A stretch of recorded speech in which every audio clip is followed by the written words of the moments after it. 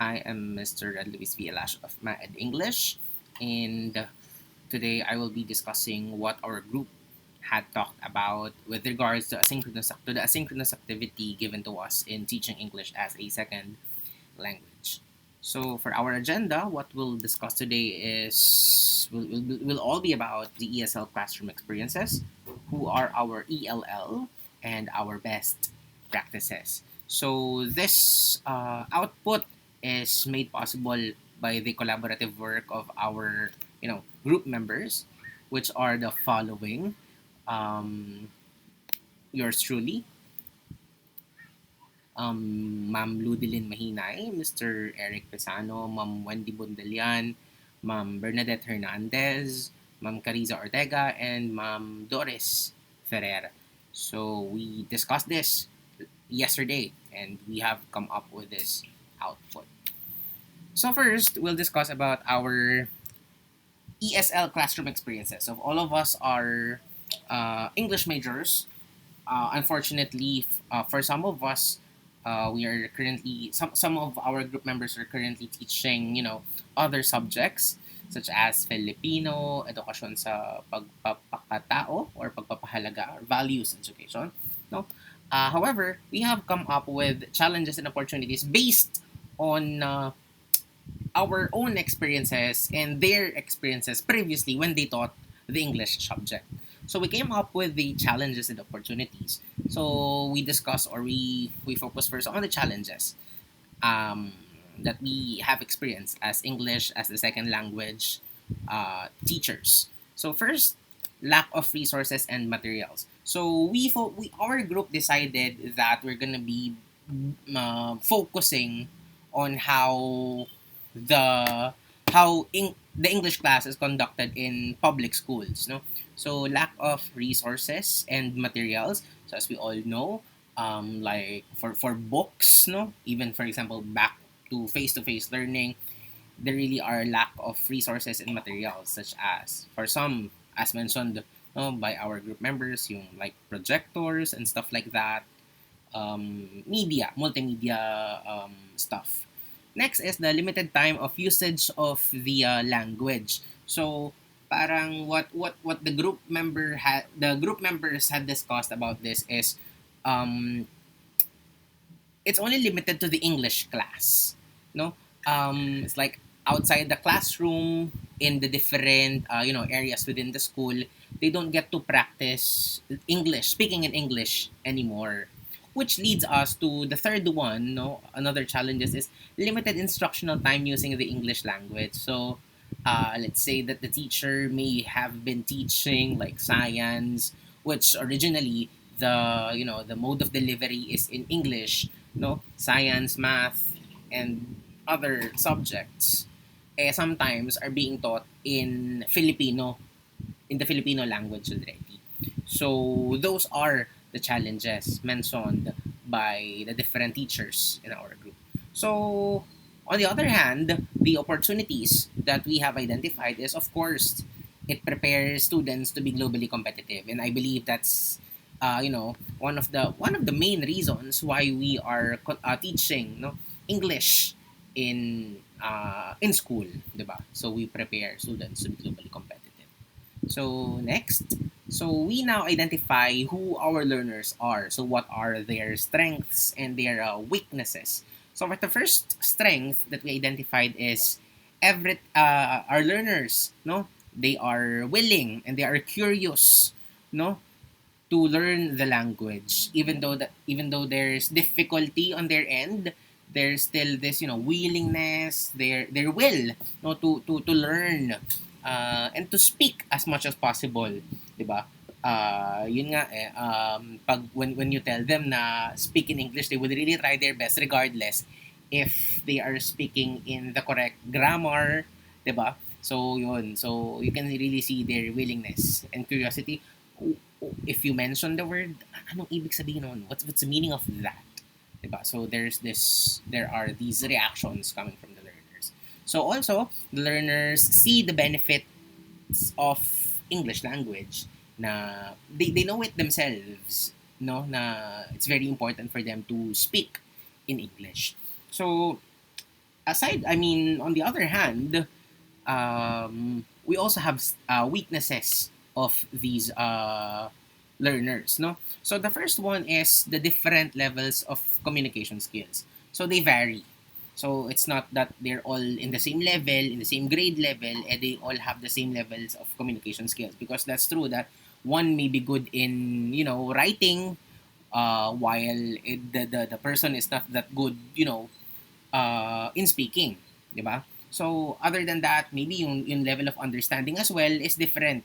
Maybe the other kid or the other student has a wide range of vocabulary while the other one hindi gaano.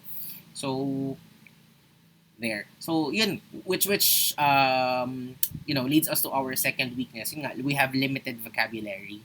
So, sometimes the students only stick to what they just know, no? Where in fact, in writing and in speaking, they can come up with words which are, synonymous to the usual words that they are saying. So yun, medyo, that's our weakness. That's the weakness of the students, limited vocabulary. So the third one is translation. So our students sometimes get to literally translate, no, from Filipino to English or to English to Filipino, which some words, di ba, are should not really be taken literally or translated literally. So magkakaroon sometimes ng um, defiance to its meaning, no. Next is what we really see as the weakness is yung lack of confidence. So, students still need to be trained in speaking in English. Yun nga, siguro a bigger percentage is they are confident in writing but not in speaking. Diba? So, those are the strengths and the weaknesses that we've identified of our learners. So, we proceed to the last part. So what are rather our best practices, no? So we have identified 8 best practices. So the first one is what we call the daily language activity or the DLA. So it is when the teacher in the beginning of the class, this is outside of the topic, the teacher gets to post a sentence on the board with grammatical errors. Just a single sentence on the board with grammatical errors, and students will be given a minute to correct it. And how the students will correct it is by means of proofreading marks. So, two purposes are being hit when DLA is being done. So, first is their practice of grammar, and then the second is, the familiarity of the proofreading marks. So, yun, so it serves as a mini lesson, and you can get to see it when students get to do their writing. There is a progress kasi you get to discuss uh, grammar topics even just in a short, span of time, something that they can remember. So that's the first one, the DLA. So second is the EOP or the English only policy, wherein here basically students are required to speak in English. No, teachers are requiring like what the example given, no, from one of our members. They provide this what do you call that, coin bank, wherein if someone what do you call this, spoke in Tagalog, simply drop coins in there.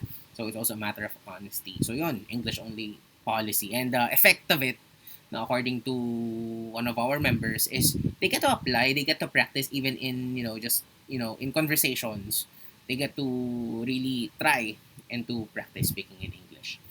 So next, so since English is not limited to speaking, no, so we also have journaling, which is one good way also of practicing yun nga, the English language. Journaling or reflection writing. So written naman. So next is having the word of the day, no. It can wherein students get to, it can simply be the teacher giving the word of the day, or one of our members said that um, he or she asks the students to write 5 words and then try to define what that is and somehow use those words in a sentence. Diba? So, application also. So, the words will not simply be remain, unfamiliar. So there's unlocking also on the difficulty on their end. So next is the dictionary drills. So wherein students will be bringing dictionaries or pocket dictionaries, and there are some contests that the teachers can conduct wherein students get to race on whoever gets to find the word swiftly. So I think other than enriching the students' vocabulary, so it also targets alphabetizing skills no of the students. So that's the fifth one, dictionary drills. The sixth is the weekly reading tasks. So it's when the teacher gives a reading assignment, but per week, no, but teacher won't tell when it will be discussed. So what will happen is the students will really be forced to read, no, because at some point in the week, the teacher will simply be, asking questions based on the story that was assigned for them to read. So the next one is reading in silence and then reading aloud. So students are asked to be reading it in silence, and then afterwards students will be reading it aloud all together or individually. So in a way, it practices, their oral speaking skills as well as the retention of the details of the story that they've read.